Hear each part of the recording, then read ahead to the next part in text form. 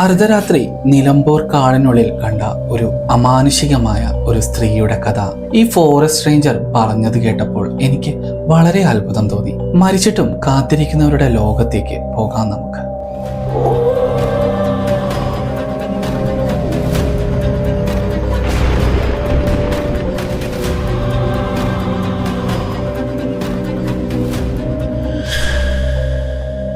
രണ്ടായിരത്തി 19 ആദ്യത്തെ പോസ്റ്റിംഗ് ലഭിച്ചിട്ടാണ് അദ്ദേഹം കാസർഗോഡ് നിന്നും നിലമ്പൂരിലേക്ക് എത്തിയത്.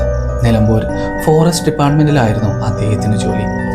ആദ്യത്തെ പോസ്റ്റിംഗ് ആയതുകൊണ്ട് തന്നെ അദ്ദേഹത്തിന് ആദ്യമായി ലഭിച്ച ഡ്യൂട്ടി എന്നത് ഫോറസ്റ്റ് ഗേറ്റിൽ കാവൽ നിൽക്കുന്ന ജോലിയായിരുന്നു. അതും പ്രത്യേകിച്ച് രാത്രിയിലായിരുന്നു അദ്ദേഹത്തിന് ഡ്യൂട്ടി ലഭിച്ചിരുന്നത്. ആദ്യത്തെ പോസ്റ്റിംഗ് ആയതുകൊണ്ട് തന്നെ ഉള്ളിൽ അല്പം ഭയമുള്ളത് കൊണ്ട് തന്നെ അദ്ദേഹം മേലുദ്യോഗസ്ഥരോട് ഒരുപാട് തവണ പകൽ സമയത്ത് ഡ്യൂട്ടി നൽകുവാൻ അപേക്ഷിച്ചിരുന്നു. ആദ്യമായി ജോലിക്ക് കയറുന്ന ഉദ്യോഗസ്ഥരെ മിക്കവാറും നൈറ്റ് ഡ്യൂട്ടീസിനാണ് പോസ്റ്റിംഗ് ചെയ്യാറുണ്ടായിരുന്നത്. അതുകൊണ്ട് തന്നെ അദ്ദേഹത്തിന് ആ ഡ്യൂട്ടി നിർബന്ധമായും എടുക്കേണ്ടതായി വന്നു. അങ്ങനെ അദ്ദേഹം ഡ്യൂട്ടി എടുക്കുന്നതിനിടയിലാണ് രാത്രി കാടിനുള്ളിൽ നിന്നും ഒരു സ്ത്രീ തേങ്ങിക്കരയുന്ന രീതിയിലുള്ള ഒരു ശബ്ദം കേട്ടുകൊണ്ടിരുന്നത്. അദ്ദേഹത്തിന് വളരെ വ്യക്തമാണ് രാത്രിയിൽ ഈ കാടിനുള്ളിൽ ആരും തന്നെ ഉണ്ടാകാറില്ല എന്ന്.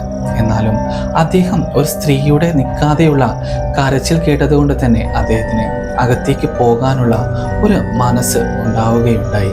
എന്നാൽ അദ്ദേഹത്തിന് അങ്ങോട്ട് പോകാനുള്ള ധൈര്യമൊന്നും ഉണ്ടായിരുന്നില്ല. അവിടെ വയർലെസ് സൗകര്യം ഉണ്ടെങ്കിലും കാടിനകത്തേക്ക് കയറി ചെന്നാൽ വയർലെസ് സിഗ്നൽ നഷ്ടപ്പെടാറുണ്ടായിരുന്നു. അതുകൊണ്ട് തന്നെ അദ്ദേഹത്തിന് ഉള്ളിലേക്ക് പോകാൻ അല്പം ഭയമുണ്ടായിരുന്നു.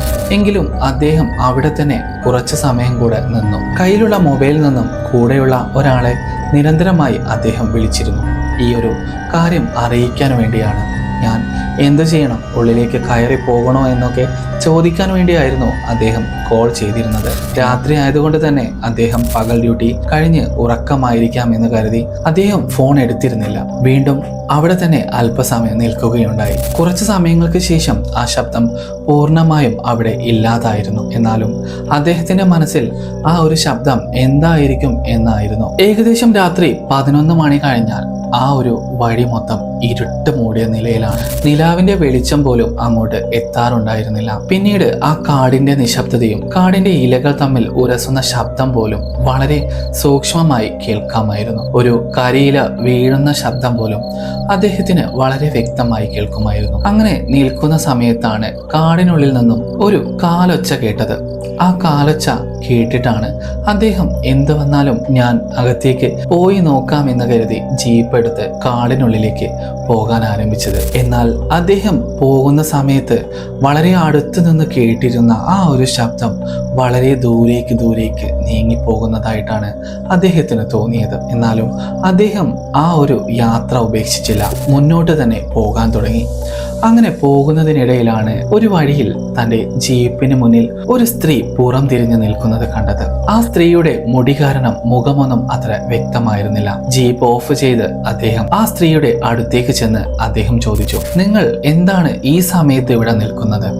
അതിന് അവൾ മറുപടി പറഞ്ഞത്, എനിക്ക് വഴി തെറ്റി വന്നതാണ്, എന്നെ വീട്ടിലേക്ക് പോകാൻ സഹായിക്കുമോ എന്ന് അവൾ അദ്ദേഹത്തോട് ചോദിച്ചു. എന്നാൽ അതിന് മറുപടിയായി അദ്ദേഹം, എവിടെയാണ് നിങ്ങളുടെ വീട്? ഞാൻ നിങ്ങളെ അവിടെ കൊണ്ടെത്തിക്കാമെന്ന് പറഞ്ഞ് ഞാൻ എൻ്റെ വയർലെസ് സെറ്റ് എടുത്ത് ഈ കാര്യം ഫോറസ്റ്റ് ഓഫീസിൽ അറിയിക്കാമെന്ന് പറഞ്ഞു. നിങ്ങളെ കൂട്ടാൻ അവിടെ നിന്നും ആരെങ്കിലും വന്നതിന് ശേഷം നിങ്ങൾക്ക് തിരികെ പോകാമെന്ന് പറഞ്ഞ് അദ്ദേഹം ജീപ്പിനടുത്തേക്ക് ഈ വയർലെസ് സെറ്റ് എടുക്കാൻ നടന്നു പോവുകയുണ്ടായി. വയർലെസ് സെറ്റ് എടുത്ത സമയത്ത് അദ്ദേഹത്തിന് വയർലെസ് സെറ്റിനകത്ത് ഒരു സിഗ്നൽ ഒന്നും ലഭിച്ചിരുന്നില്ല. വയർലെസ് സെറ്റ് എടുത്ത് അദ്ദേഹം ആ യുവതിയുടെ അടുത്തേക്ക് ചെന്നപ്പോഴായിരുന്നു ആ ഭാഗത്ത് ആരെയും കണ്ടിരുന്നില്ല. എന്നാൽ ആ യുവതി നിന്നിരുന്ന ഭാഗത്ത് ചില കാൽപ്പാടുകൾ ഉണ്ടായിരുന്നു. ആ കാൽപ്പാടുകൾ ഫോറസ്റ്റിനുള്ളിലേക്കായിരുന്നു വഴി തെളിയിച്ചിരുന്നത്. അങ്ങനെ അദ്ദേഹം തന്റെ കയ്യിലിരുന്ന ടോർച്ച് ഉപയോഗിച്ച് ആ വഴിയിലേക്ക് അടിച്ചപ്പോഴായിരുന്നു അദ്ദേഹം ആ വിചിത്രമായ കാഴ്ച കണ്ടത്. ആ നടന്നു പോകുന്ന സ്ത്രീക്ക് സത്യത്തിൽ കാലുകൾ ഉണ്ടായിരുന്നില്ല. എങ്കിലും ആ സ്ത്രീ നടന്നു പോകുന്ന ഭാഗത്ത് ഒരു കാലിന്റെ അടയാളം ഉണ്ടായിക്കൊണ്ടേയിരുന്നു.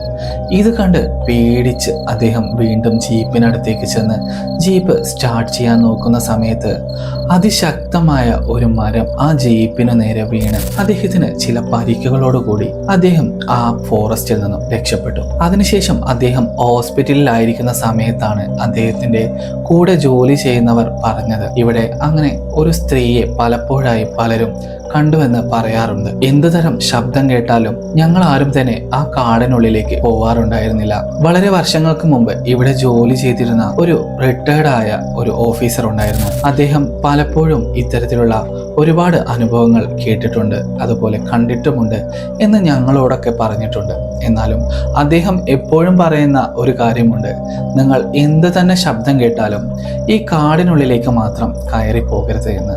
കാരണം അവിടുത്തെ ഒരു ആദിവാസി സമൂഹത്തില് പണ്ട് ഒരു സ്ത്രീയെ കാണാതെയായി. ആ സ്ത്രീയെ കാട് മുഴുവൻ അന്വേഷിച്ചെങ്കിലും ആ സ്ത്രീയെ ആർക്കും തന്നെ അവിടെ കണ്ടെത്താനോ ആ സ്ത്രീയുടെ ഒരു ശവശരീരം പോലും കണ്ടെത്താനോ അവിടെയുള്ള ആർക്കും സാധിച്ചിരുന്നില്ല. ഒരുപാട് കാലം അതിന്റെ കേസും കൂട്ടങ്ങളുമായി അങ്ങനെ മുന്നോട്ട് പോയിക്കൊണ്ടിരുന്നു. പക്ഷേ ഒരു തെളിവും ലഭിക്കാത്തത് കൊണ്ട് തന്നെ ആ ഒരു ദൗത്യം അവരവിടെ ഉപേക്ഷിക്കുകയുണ്ടായി. എന്നും രാത്രി പെട്രോളിങ്ങിനിടെ ഒരു സ്ത്രീയെ ആ വഴിയിൽ കണ്ടു എന്ന് പലരും പറഞ്ഞു കേട്ടിട്ടുണ്ട്. അതിനോട് സംസാരിക്കാൻ പോവുകയാണെങ്കിൽ മാത്രമാണ് അത് നമ്മളെ ഉപദ്രവിക്കുന്നത്. അത് മാത്രമല്ല, ആ സ്ത്രീയോട് നമ്മൾ എന്തെങ്കിലും സംസാരിക്കാൻ പോയാൽ ഒരുപക്ഷെ ആ സ്ത്രീ നമ്മളുടെ കൂടെ പോരുമെന്നും പറഞ്ഞു കേട്ടിട്ടുണ്ട്. അവളുടെ പുറകെ ആര് പോവുകയാണെങ്കിലും അവൾ ഉൾക്കാടുകളിലേക്ക് വലിച്ചു കൊണ്ടുപോകും. എന്നാൽ അല്പദൂരം മുന്നോട്ട് പോയി ആ സ്ത്രീയുടെ കാലിലേക്ക് നോക്കുമ്പോഴാണ് അവൾ മനുഷ്യ സ്ത്രീയല്ല എന്ന് പലർക്കും മനസ്സിലായിട്ടുള്ളത്.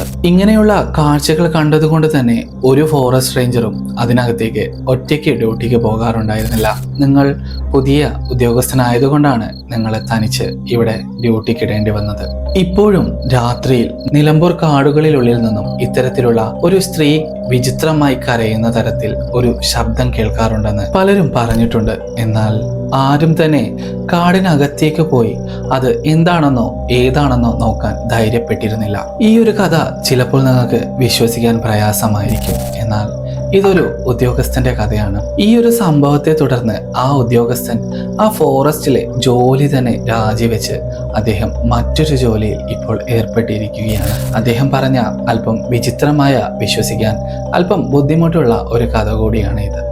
അത് ഞാൻ എപ്പോഴും പറയുന്ന പോലെ തന്നെ നമ്മൾ എന്നാണോ നേരിട്ട് എല്ലാം അനുഭവിക്കുന്നത് അന്ന് ഇതും യാഥാർത്ഥ്യമാകും. അതുവരെ ഇതൊക്കെ വെറും കെട്ടുകഥകൾ മാത്രമാണ്. നിങ്ങൾക്ക് ഈ കഥ തികച്ചും സാങ്കല്പികമായി തന്നെ എടുക്കാവുന്നതാണ്. ഇതൊരു വ്യക്തിയെയോ ഒരു സമുദായത്തെയോ ഒരു നാടിനെയോ ഞാൻ അധിക്ഷേപിച്ചതോ അല്ലെങ്കിൽ കെട്ടുകഥ നിറപ്പിച്ചതോ അല്ല. ഇത് തികച്ചും സാങ്കല്പികമായി നിങ്ങൾക്ക് എടുക്കാവുന്ന ഒരു കഥ തന്നെയാണ്. മരിച്ചിട്ടും കാത്തിരിക്കുന്നവരെ കുറിച്ച് ഇങ്ങനെയുള്ള കഥകൾ കേൾക്കാൻ നിങ്ങൾക്ക് ഇഷ്ടമാണെങ്കിൽ ഈ ചാനൽ സബ്സ്ക്രൈബ് ചെയ്ത് എൻ്റെ കൂടെ കൂടാവുന്നതാണ്.